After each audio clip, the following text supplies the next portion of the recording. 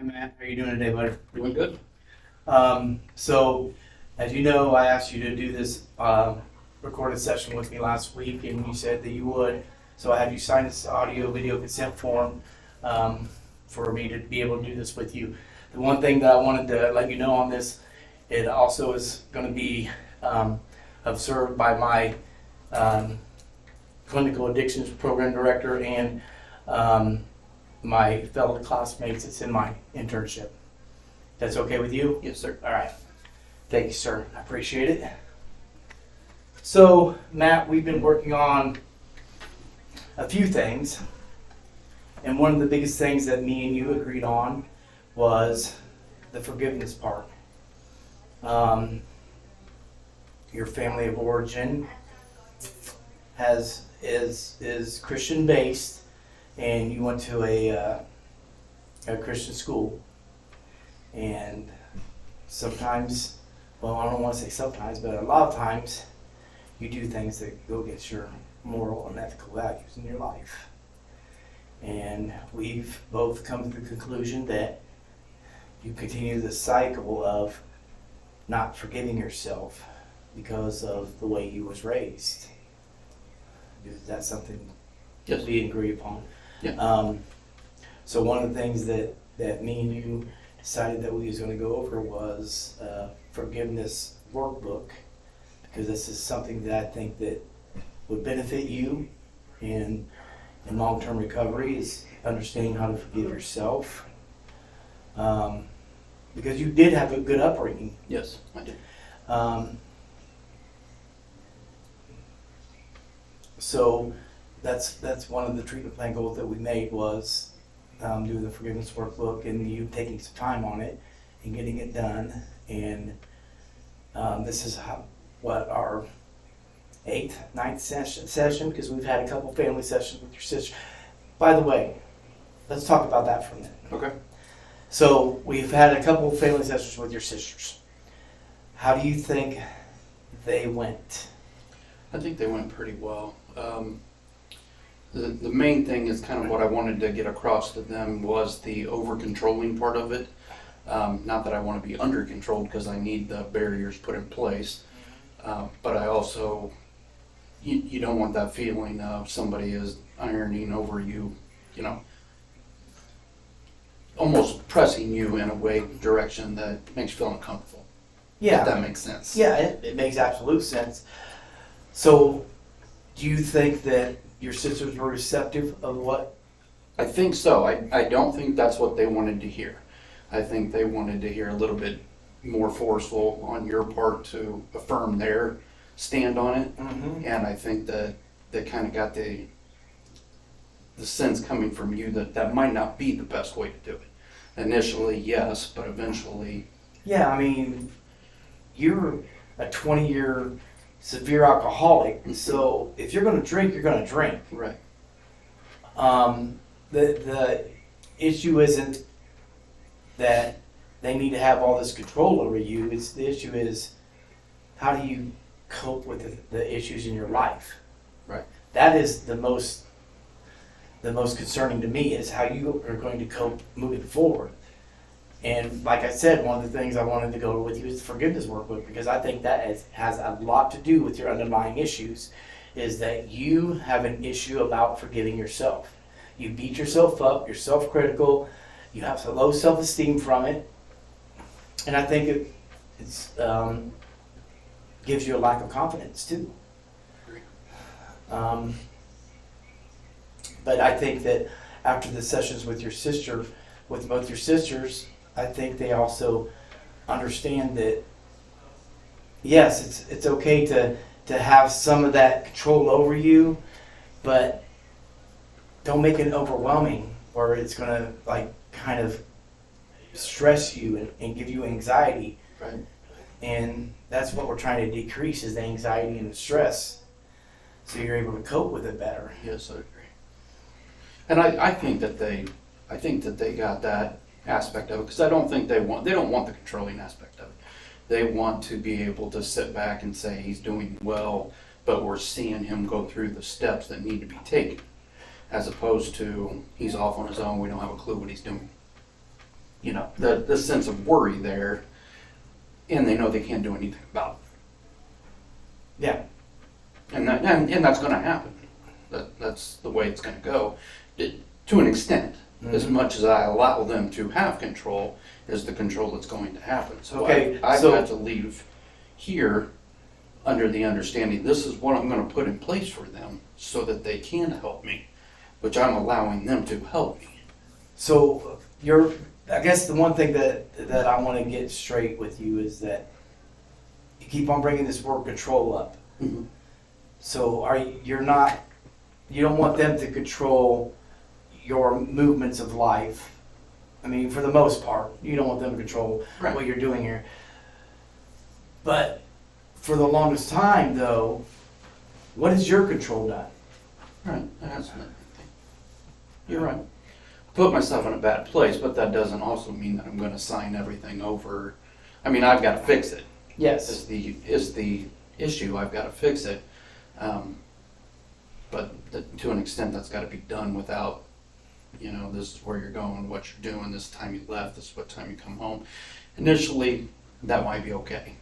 But eventually that will push you over the edge too and I feel like with me, that'll push me to a point of not rebelling, but coming back with, I can do what I want to do, chill out. Okay. But So I what are you know gonna what are you gonna put in place though? Because that's what you've done in the past. Right. Is I know what I'm doing. Right. But that only lasts how long? A week, 2 weeks. Right. So what are you gonna put in place instead of I know what I'm doing? Are you gonna reach out for other people? Because I think that the one thing that you need to do is yes, your sisters are very supportive of you. Your mother and father are very supportive of you. But I think you need to kind of take them out of the equation. Mhm. Because they've been dealing with this for so long, they're tired. Mm-hmm. So I think that you need to start utilizing other support systems, like having a sponsor, Mhm. going to meetings, Yes, sir. calling people that when you need to, when you feel that urge or you're having a bad day, because your bad days used to be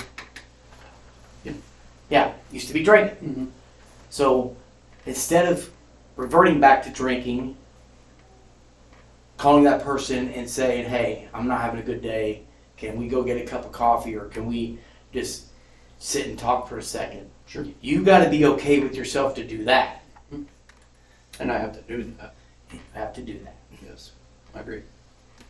And I've got the support system set up just because I've been in recovery for so long. I've been in, you know, the meetings and everything for so long. My friends are recovery people. Mm-hmm. That's pretty much the only friends I hang out with are recovery people. So if I don't hang out with anybody, so I isolate Okay. or I hang out with recovery people. Okay. Those are the options. Okay. So if I am drinking, I'm not hanging out with the recovery people because obviously you don't do that. I'm sorry. You see my face. I'm Yeah, sorry. no, you're okay. You're okay. Because I knew where you were thinking there. Yes, but like your Joey Bennett's and your Brad Shepard's, if I'm allowed to say names, but those are friends of mine that are in recovery, big names in recovery, and Brad is the one who I'm going to have sponsor me. Okay. And He lives in Kokomo. yes, he lives in Kokomo. How many years does he have? 9 or 10. Okay. Yeah, That's interesting. He's pretty solid, and he's big in the community. He's AA. He goes to the South Creek AA. I think is his home base on Park Road in 26. It's a church. Yeah, I know what you're talking about. So they meet Mondays and Wednesdays, but he goes to those meetings, and then your Chuck McCoskey's and people like that I'm affiliated with through meetings That's are all people that I can I pick up the believe phone. Chuck is one of the individuals that work here sponsored. Gotcha. Yeah. Yeah, I don't know that he sponsors anymore. Well, Because he I've may asked him not, but before, I but- mean, he Yeah. may not now, but he was there for a while. I know Right. that- Right, and he's another one that I can call him and he will pick up the phone. That I have a lot of people that if I call and they see that it's me, they will pick up the phone. Okay. So I have to make that. That's the issue, Mhm. is making that phone call. Right. What stops you from making that phone call? Because I want to drink. Okay. That's a fair answer. You do what you do because you want what you want. Okay. But you know drinking, Yes. you can't do drinking. Yes, sir. You can't.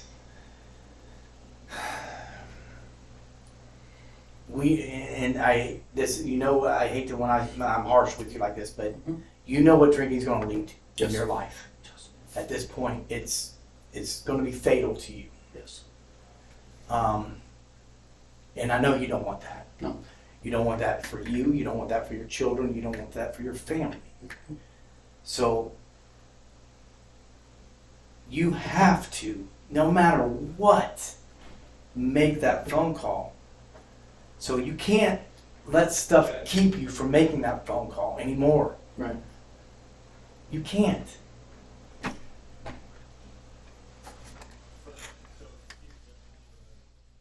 And this goes back to us getting ready to talk about the forgiveness is you have to stop blaming yourself for all these things that you have no control over now. It's done with. It's in your past. Right. It's what you do from today moving forward. That's all that matters right now. Right. From today on. You have to make those phone calls, Matt. You have to. You can't let your pride get in the way. You can't let emotions that overwhelm you get in the way. Instead of picking up the phone and calling somebody, picking up the bottle and drinking yourself to death. Yeah, and then, I mean, as you know, the relapse usually happens before the actual relapse. Yes.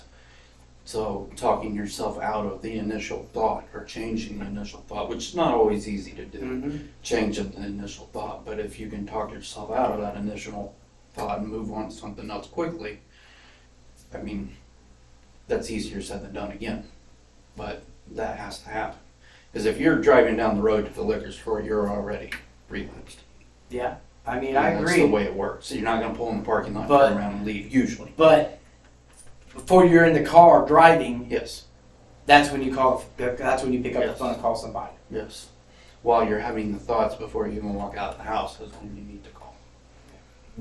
Before you even think about getting in that car. Right. So that's where you're having the issue with is you're letting those compulsive thoughts overtake you instead of whenever they start coming, you need to make that phone call now. Right. Or you need to go to a meeting now. Or you need to figure out something to do to get them thoughts out of your head now. Right.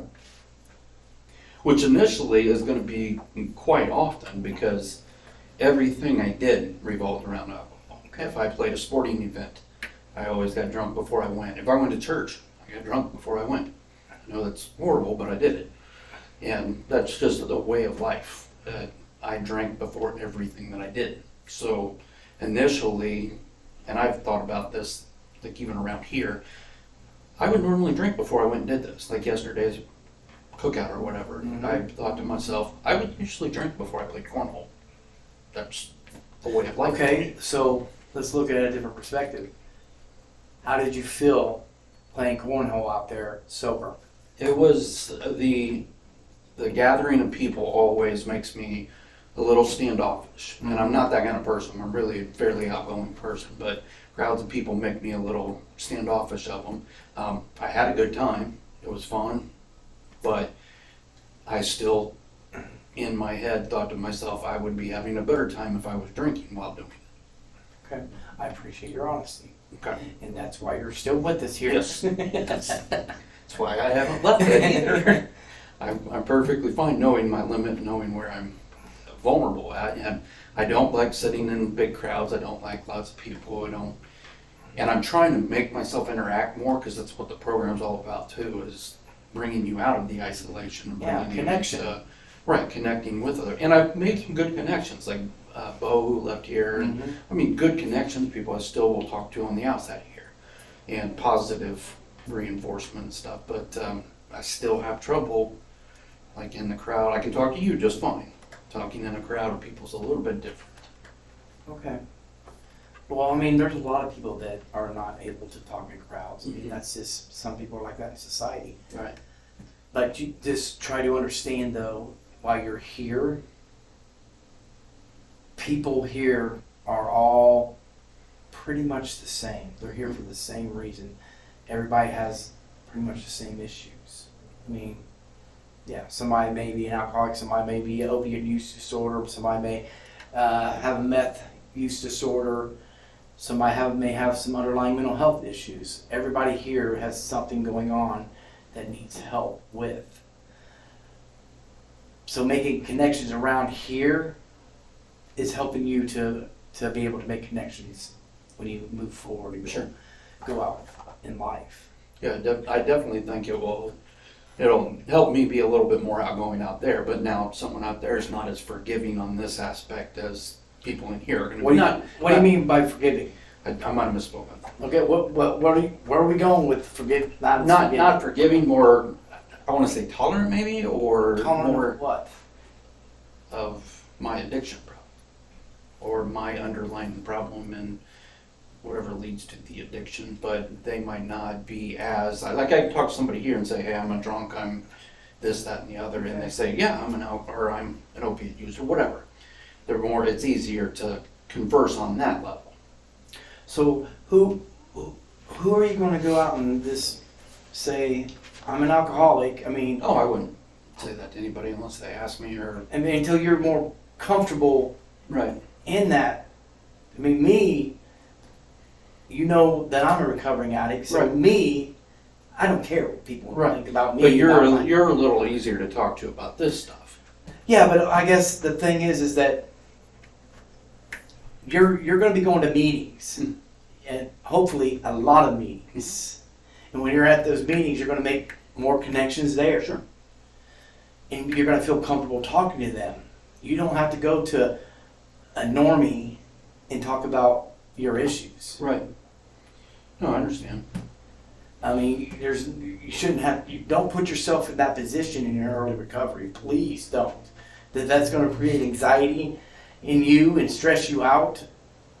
No. Yeah. It's nobody's business what's going on with you. The only person that you need to divulge information to, and that's up to you, is your therapist that I'm going to make sure you are referred to whenever you get out of here, and do this every week. Just say what you need to say, because I think that's going to help you a lot. I agree. I think just being able just to once a week just word vomit on them, and I think I've used that expression before. And I've done it before. And yes, you have done that to me before. Yes, That's- I have. but that's okay. Yep. Because I think It's good. it helped you. You just needed to be heard that day, Mhm. and I think it helped you being able to be heard. I And agree. and there's that, and I think that you still need to be heard, but I think you need to have somebody that's unbiased Sure. to hear what you need to say too. I see that. Sometimes. I see that. Because I mean, some things you just can't go to your sisters or Right. your parents and say what you need to say. And you could if you wanted to with your sponsor, but a therapist is a different. It's a different environment. It feels like a safe environment. Right. Right. And you have to be unbiased. Yes. Yes, you do. I agree. You have to be unbiased. Yeah. So I feel like very comfortable talking to you about stuff, but on that level, it's easy. It's easy to talk to you about stuff. Now, the first day I walked in here, it wasn't quite as easy. Not because of you or anything that you've done or said. It's just you're a complete stranger, and I'm going to unload a whole bunch of stuff on you. Yeah. But now that you pretty much know everything about me, for the most part, I don't really feel uncomfortable. And I'm glad. I'm glad. I'm glad that you feel that way, and that's what we should have, that therapeutic rapport alliance together, that we're working towards and achieving something for you to become a better person. Great. And I hopefully that's what we're doing right now. My hope for you every time you walk out this session is that you're a better person. But sometimes I know that that's not going to happen. Sometimes you're just going to walk out, Sure. or sometimes you might walk out I mean, like, well, that was a waste of my time. I mean, for real. We're human. I haven't really thought like that yet, but Well, for the most part, I really feel like I've made good progress. And I even put down on my surveys or whatever that the one-on-one sessions are working good for me, in my personal opinion. The groups, just because I'm a little more standoffish around a lot of people, I feel the one-on-ones are basically crucial for what's been happening so far up to this point. What am I, eight weeks in now? yeah. It's 46 days, something like that. So Okay. I feel like I'm making good progress, but I know I'm not there yet. Yeah, I don't count the days. I don't. I have it on my phone. I just know It that comes up and says it on my phone. I know that I just want the best for you. That's all. I just want you to be Appreciate that. a better person when you walk out the store. Appreciate that. All right, so let's talk about a little bit about your forgiveness. I know we got off track a little bit, but I think that was a discussion that needed to be done. Sure. I didn't write down the specific questions, but What's forgiveness? What did we use? I think it was red, I believe. This one? Yes, believe so. Didn't write down the author either. Oh, I think I gave it to another client. I think I gave it to another I can client. kind of here. So initially, it asked me to write about the forgiveness aspect and how it applies to me, and I just put that I struggle with self-worth or self-forgiveness, self-worth, just rapid thoughts, overthinking of basically feeling like I'm not worth a whole lot. And that leads to anxiety and depression. Not as much on the depression side, but definitely the anxiety. The depression hasn't been a huge factor, but I can say that I haven't been depressed during times as well. So why don't you feel like you're worth a whole lot? I don't feel like I've really.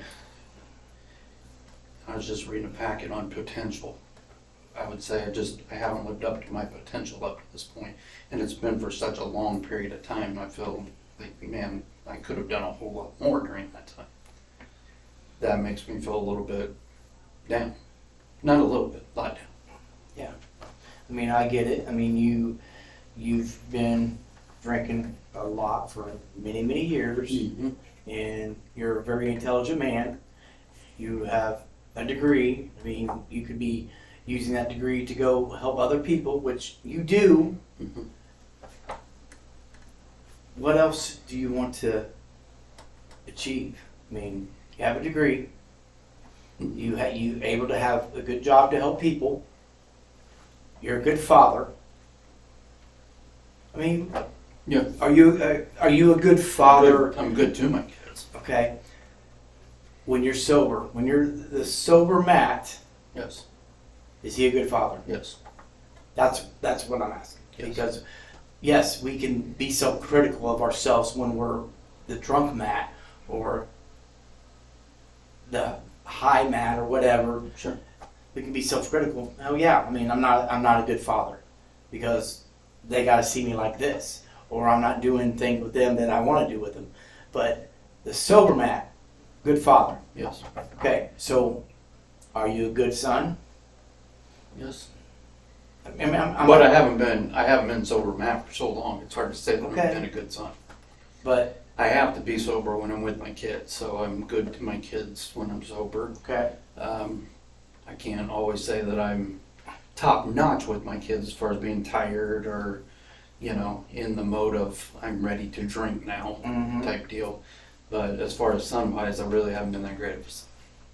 okay, Just because of the drinking. And I don't go around them when I've been drinking. I'll try not to. I have been around them, which is kind of spit in my parents' face because they're, you know how they are. They're very religious people, Mhm. and I was not raised like that. So it's So what you're pretty much saying to me is you're not a good son. However, you don't go around them because you don't want to hurt them. Yeah. Because Yes. of the way you was raised, and you feel like that you're going to let them, that Yeah. they're going to see you and you're going to be disappointed. Right. Okay. That's kind of true. I would no, that's not what I'm getting at is that it's still in not so many words, kind of still being a good son. I guess you could look at it kind of. I mean, I'm just looking at the optimistic. I mean, I'm not saying don't continue to drink, Right. but you're looking out for your family, and they don't have to see you the way you are. Right. To an extent, I guess. Okay, all right. Yeah, I wouldn't put a whole lot on that. I'm not, but I'm just trying to put it. Yeah. Trying to put it like. Yes, still, I do care about their feelings. Okay, fair enough. We'll go with that. So what is your potential? What's your potential? Your definition of the way you look at your potential. I just started working on that too, just because the packet had that.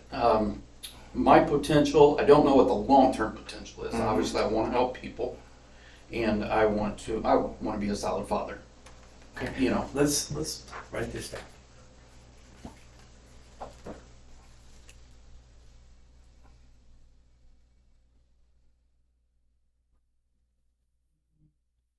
so solid father, Okay.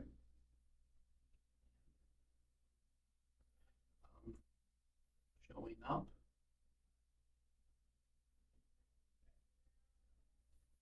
Being present.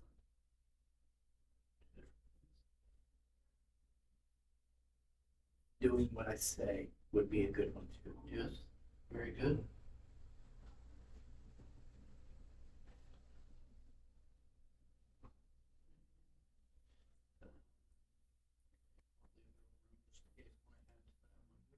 Okay, so family member, just in case all of the family members. So this includes mom, dad, sisters. Okay. I mean, we could just family too, but or not.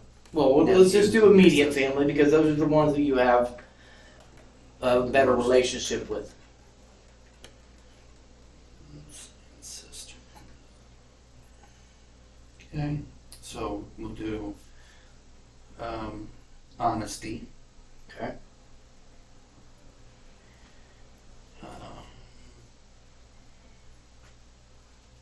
Reliable.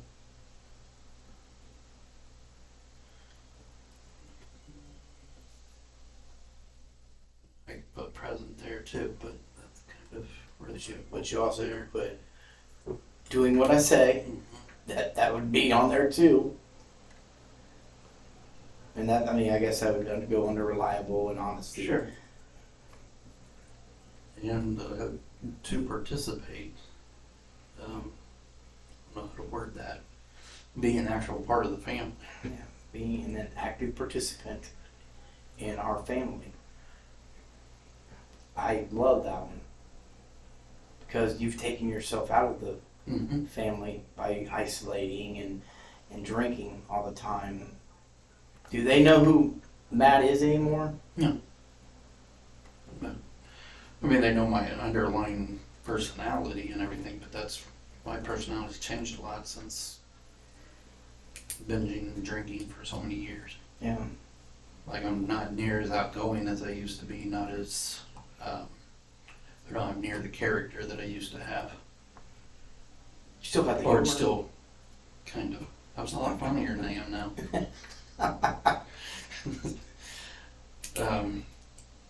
Okay, so, and I'll leave room there for to think later as well.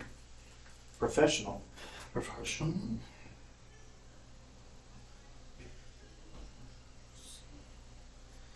So, short-term goal says reliability. Showing up. Being present again. Same thing. Doing that. I'm really bad about. So I have multiple places that I'm on their list Mhm. that they can call me to work that day. And I'm bad about telling a place, yes, I will work for you that day, because it's 3 weeks from now. Yes, I'll work for you.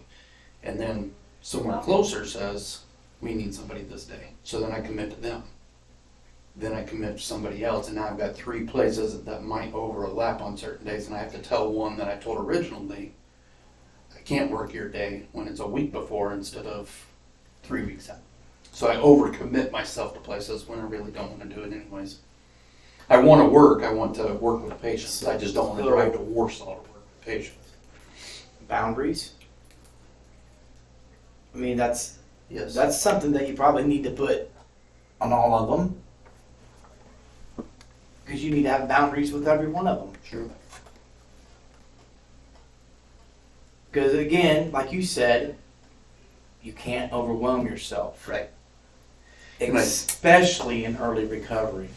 And I think that is part of when I do, okay, because I need money so that I can move out, so that I can live on my own and do all these different things.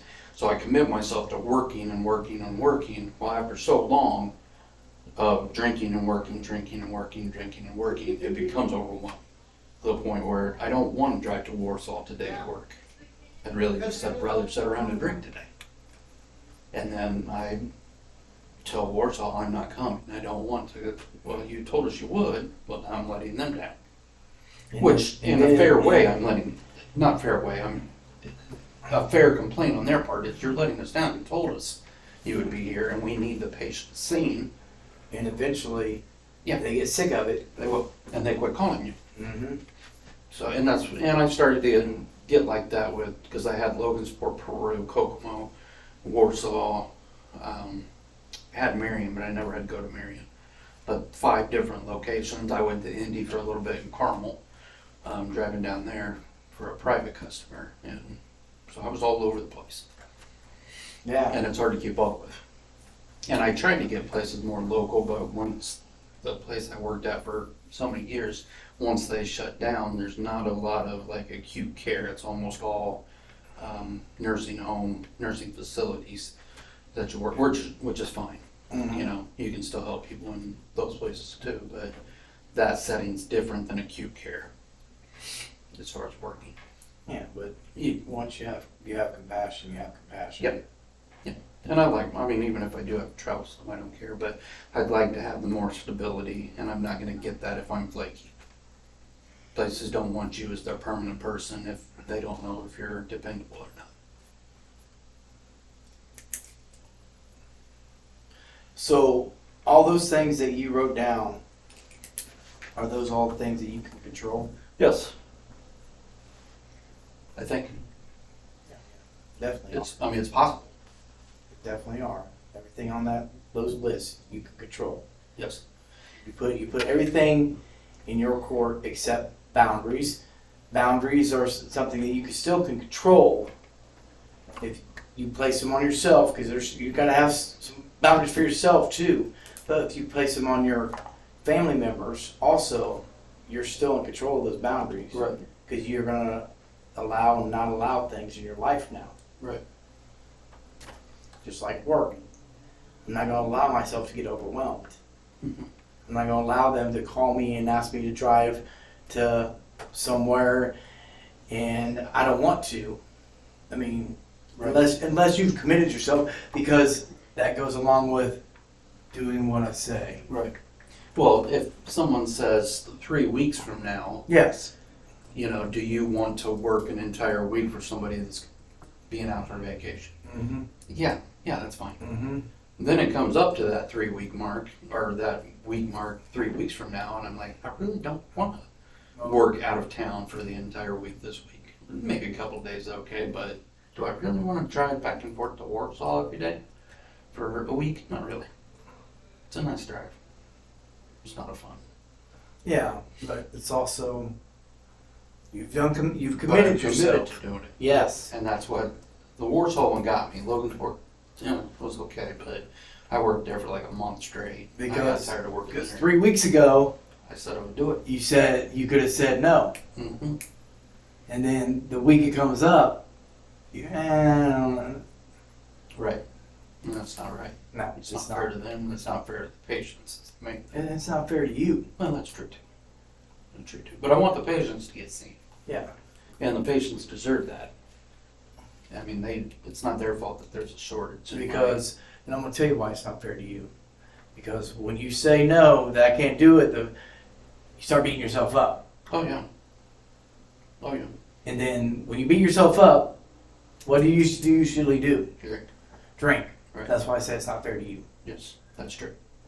That's true. That will affect me. I know it will, because that's just Oh, it does. the man you are. Mhm. You let every little thing that you feel like is going to bother somebody else bother you the most. Yes. I am a bit of a people. I just a tad. Just a little bit. Just a tad. So, I would consider these short-term attainable goals. Okay.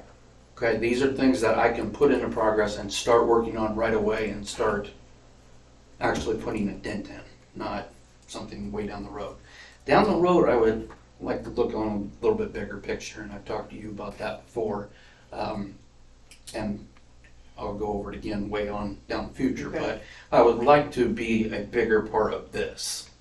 Still be a part of this, but be a bigger part of a bigger solution on a bigger I get it. stage. I get If it. that makes sense. Yes. Not that I want my name in lights or anything, or I don't want to be famous. But, I mean, the more people that I can help before I check out of this world, the better. Let's just get you right first. Yes, fix myself and then Yeah. hopefully Let's that just, falls let's just get you right first. That's Great. that's my main concern right now. Eventually, down the road, Sure. possibilities. Right. But right now, you. Right. You're the one that's relapse prone. Right. And there's nothing to say that my family, too, because of what I do from here, might go on and be like, hey, my dad went through this, this, this, and this, and then he went to this. And they can keep it going and help other people as well based on the experience. But like you said, I have to put myself in place where, and I've done this 6 times. I'm kind of tired of it. Yeah. I think that a lot your drinking time needs to be, or your past drinking time, as I should say, needs to be recovery time. Meetings, working the steps. Every time that you would, before pick up a drink, pick up the big book and read that. Pick up step work, do that. Go to a meeting, do that. Everything in your life needs to be recovery based. Have the best support system you can have when it comes to having a sponsor and the support network and surrounding, because Howard County has become better in their recovery, in the recovery support network. It has become a lot better. Of course, you still have the facility, and you know that if you need to call somebody up here and talk to us, we will. Sure. What else? I mean, I know that I asked you to start working on a relapse prevention plan on your part, and then me and you would go over and we would kind of. Yeah, I haven't really sat down with you and told you everything I'm going to do. I mean, I know who I want as my sponsor. I haven't contacted him yet. I've started the big book work. I'm not fully invested in it, but I bought a workbook to work along with the big book, so I can write my thoughts and stuff down as I go. But I kind of want to get input from my sponsor before I start that, because if he wants me to do something different, which I don't think he will, but Have you talked to him yet? I have not talked to him since I've been here. Okay. So I can do that. I can text him today and Yes. see if I can get in contact with him. The last time I was going to meet up with him, he wanted to go have coffee, and I don't remember, had to work or something, and I didn't go have coffee. And I fell off the wagon right after that, and I didn't get back in contact. Okay. So I think you need to get in contact with him today, because you're here Mhm. You can get the stuff rolling while you're here That's what I was and have that routine of keeping in contact with him. Me, if I was a sponsor, I would want my sponsees, I want to physically hear their voice every day. Sure. That's just me though. Most do, from what I've heard. Yeah, I mean. I've not. Oh. I've never had a sponsor, which I've relapsed how many times? Mhm. There might be a reason I have, but I've never had a sponsor, and I've never worked the 12 steps. Okay. I've kind of played around with them a little bit, but I've never sat down and actually worked them, and I've never worked them with somebody. So let's turn that back. Let's go back to the forgiveness. Okay. I know we're getting a little off track, but that's okay because there's other stuff that we still need to talk about. So self-forgiveness part of regret is that I ever started drinking in the first place. It was the dumb reason to start drinking, and I did. And that went downhill. Not very much depression. I think one of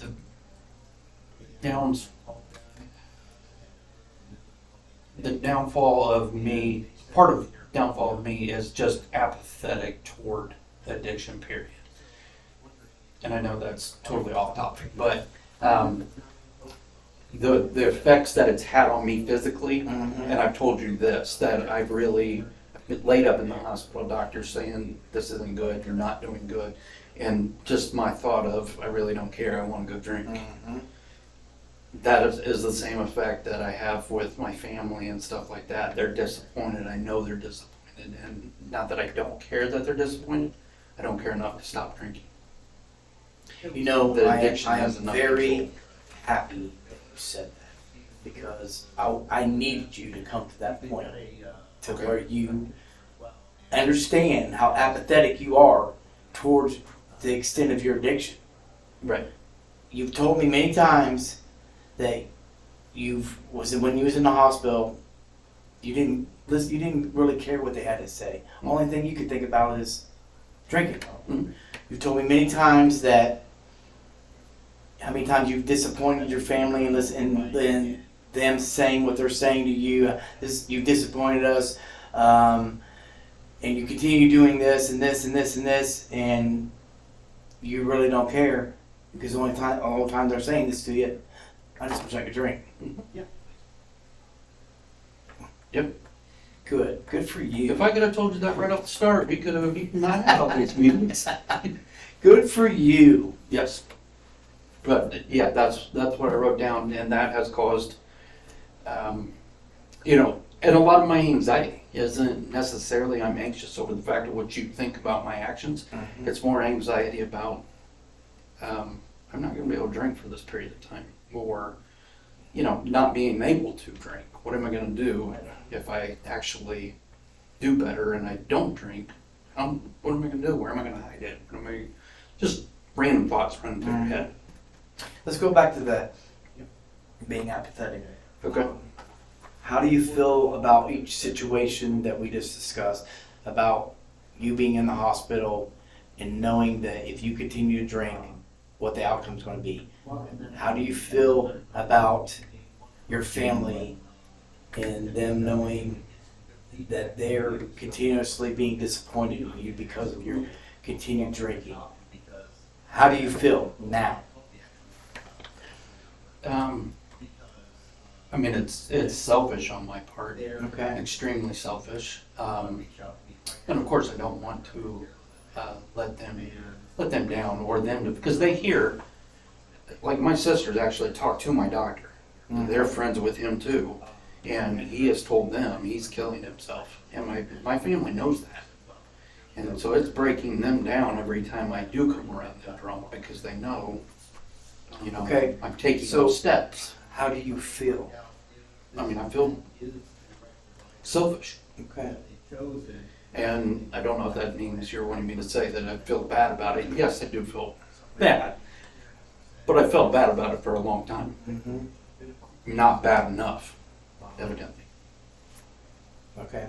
I'll go with that. Okay. Not bad enough. Yes, I do feel it. I do feel, yes, I'm disappointed. Yes, but I've been doing that for years now. Okay. What about your health? Yeah, I haven't really cared too much about that. Okay.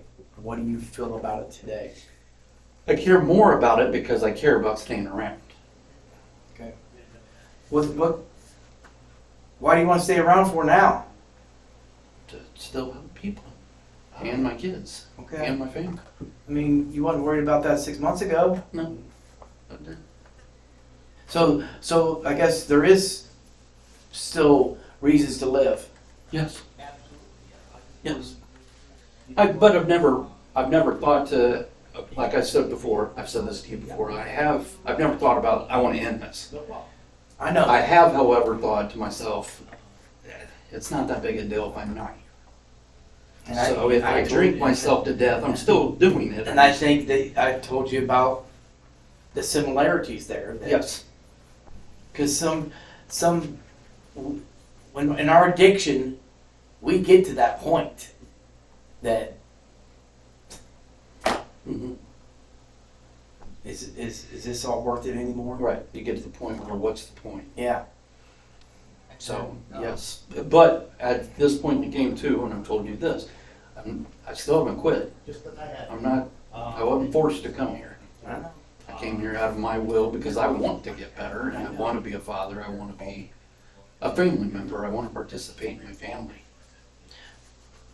So you haven't developed that learned helplessness yet. Correct.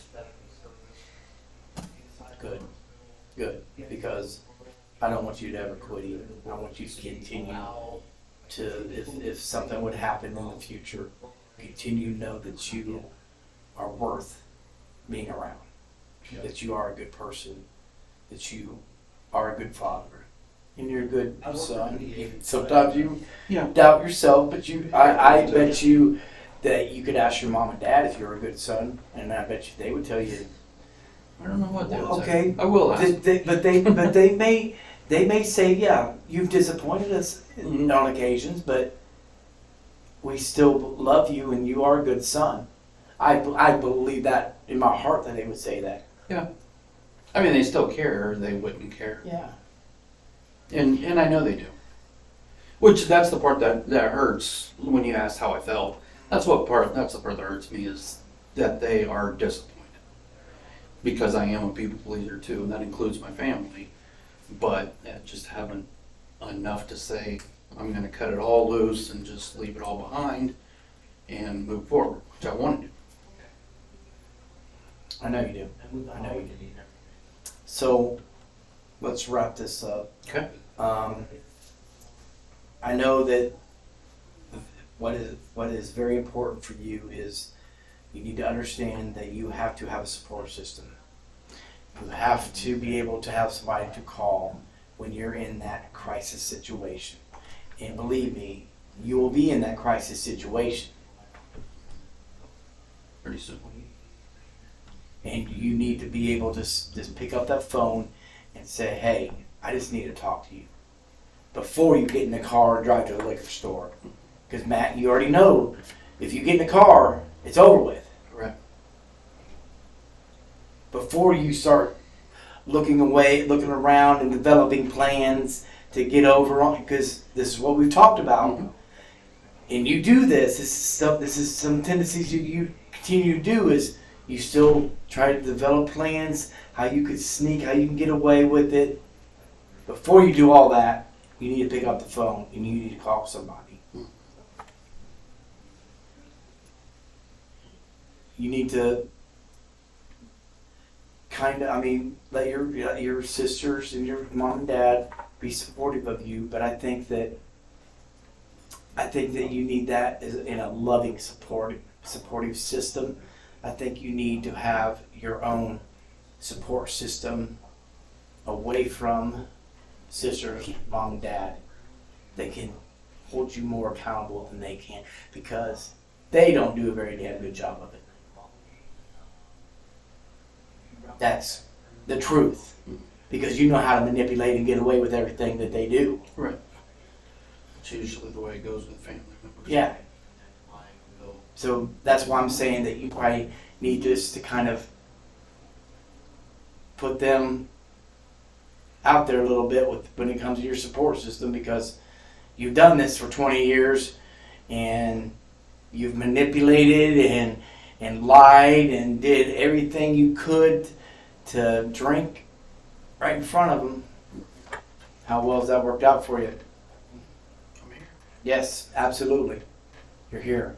So it's time to do something different. Okay. It's time to do something different. And we're going to continue going over this next week because it's very important. I believe that you need to, let's just continue to go over that. I want to get the workbook so we can Okay. Yeah, because I've got thoroughly go over it. Okay. All right. Yes, sir. Thank you for doing this session with me, and I'm sure that my classmates will enjoy it also. Hope so. All right, buddy. Thank you. Yes, sir.